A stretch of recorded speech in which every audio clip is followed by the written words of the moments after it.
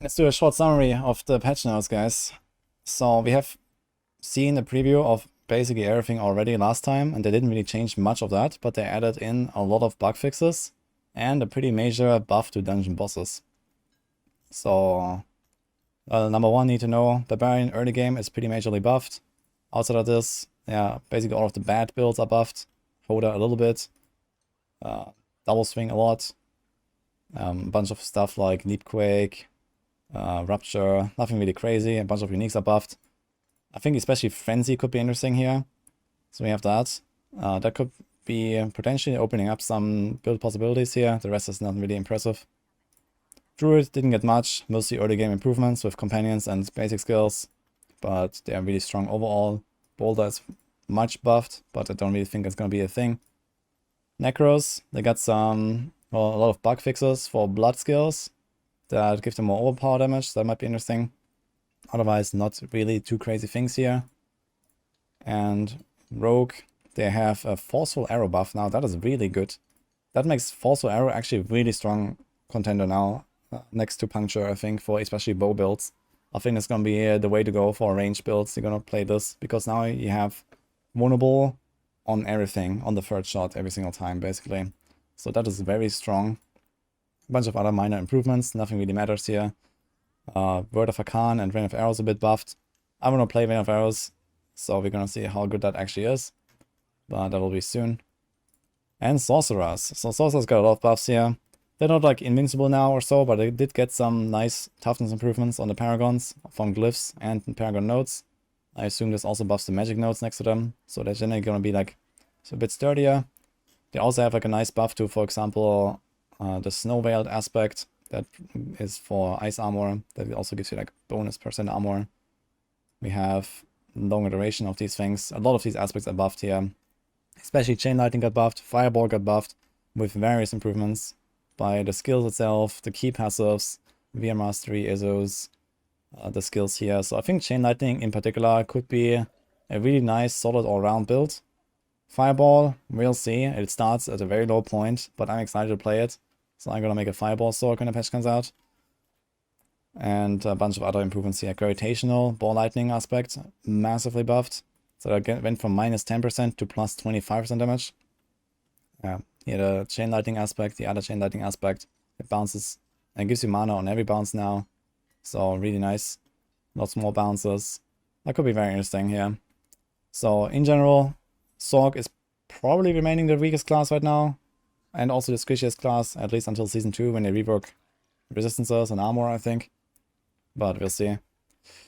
But I think like especially some of the worst builds are definitely majorly improved. So let's see.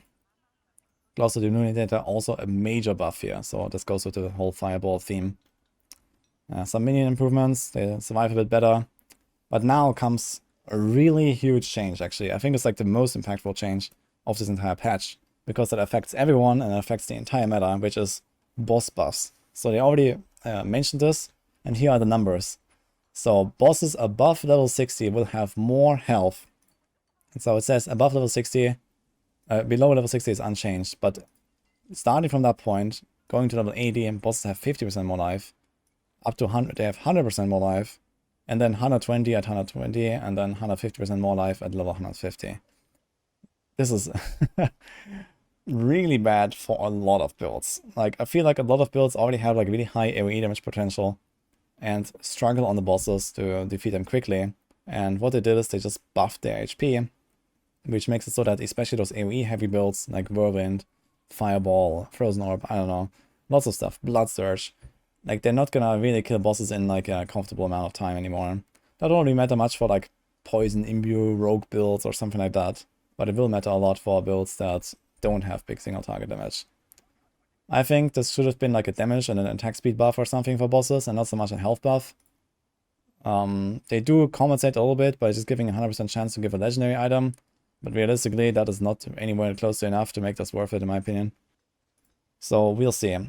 I talked about this earlier. I think that what it comes down to is that builds that are really bad on single target will just try to skip dungeons that have bosses and just not farm those dungeons. And there are definitely some of those. So for example, here in the S tier and XP farm, there is only Sarah's Lair that has a boss. All these others are fine, for example. But then again, there's like a bunch of other dungeons here that do have bosses, and you probably just kind of want to dodge those. So we'll see, maybe gonna adjust this a bit and like add like some node or some icon or something for, you know, boss and no boss or something. I think this will be a viable strategy, just doing dungeons that have no bosses whatsoever. But I'm gonna go into more detail at some point. Outside of this, a bunch of bug fixes, nothing really crazy. They did change some Nightmare Dungeon affixes though, so we have the Resource Burn, Backstabbers, and Cold Enchanted that was removed. So it basically makes all Nightmare Dungeons just kind of like equal now, nothing really matters. They also nerfed barriers, so now you can apply your debuffs on monsters with barrier.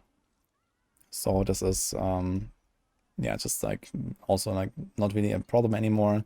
Basically, Nightmare Dungeon affixes barely matter anymore, I would say. Some other small buffs. Temerity is actually a decent item now for builds that have a lot of healing and can like stick in conceded somewhere on one of the offensive slots. And a bunch of bug fixes. Most importantly, Horse is actually good now with controller. So somewhere here they mentioned the Horse. You have the same speed as a PC now. That's great. And they also fixed the Varshan bug. So now you can't target farm Varshan, Wrathful Hearts over and over anymore. So get them while it lasts, I guess. No mention of a lot of bugged builds like Bulwark, Bursting Venoms, Shred, etc. So they probably still remain bugged. But this is what it is. They fixed the Barber in group play. So now it doesn't eat everyone's damage anymore. It's just your own. They didn't really seem to fix any of the other Barber interactions with lucky hits not working or anything like that. So there goes that, I guess. They also didn't really fix like a lot of the hearts, just like not working properly. Like, you know, some of them would apply only additive damage instead of multiplicative damage. Seems like that is a lost cause. So the balance that we have right now is mostly locked in. And well, there's the Nightmare Dungeon density buff though. So we have this screenshot here that I showed in the live stream. So this is the before, this is the after, before, after. And it seems like a really major improvement. So I heard from people that were counting the dots, it's like something like 50 to 60% more dots on this screenshot. Seems like the elites are not actually increased, so these are like the elite icons. Or some objective icons, I'm not sure. But either way, maybe it's just like normal monsters that are increased and not elites. Either way, it seems like a major buff to Nightmare Dungeons and Nightmare Dungeon, like, you know, speed farming. You're gonna level a lot faster because there's so much more monsters, so much more XP, and you don't really necessarily go much slower from defeating all these like trash monsters. In some cases, it doesn't really matter, like Polarized Druids just gonna do like the same one attack and one-shot the entire screen. A lot of builds that actually are very AoE focused will benefit from this. Shadow Imbuement rogues will benefit from this. You know, there's a bunch of like lucky hit effects that trigger more often now in some builds that will be very useful. So we'll see. But on the other hand, as I mentioned, they buffed the bosses. So single target damage has actually also become a lot more valuable.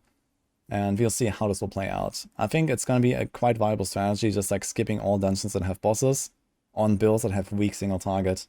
And really optimizing your speed farming around dungeons that don't have bosses. Because else you're just going to spend like a minute or two sometimes on these bosses. It's going to be pretty horrible for some builds. But we'll see. Yeah, so that's like the TLDR for this patch.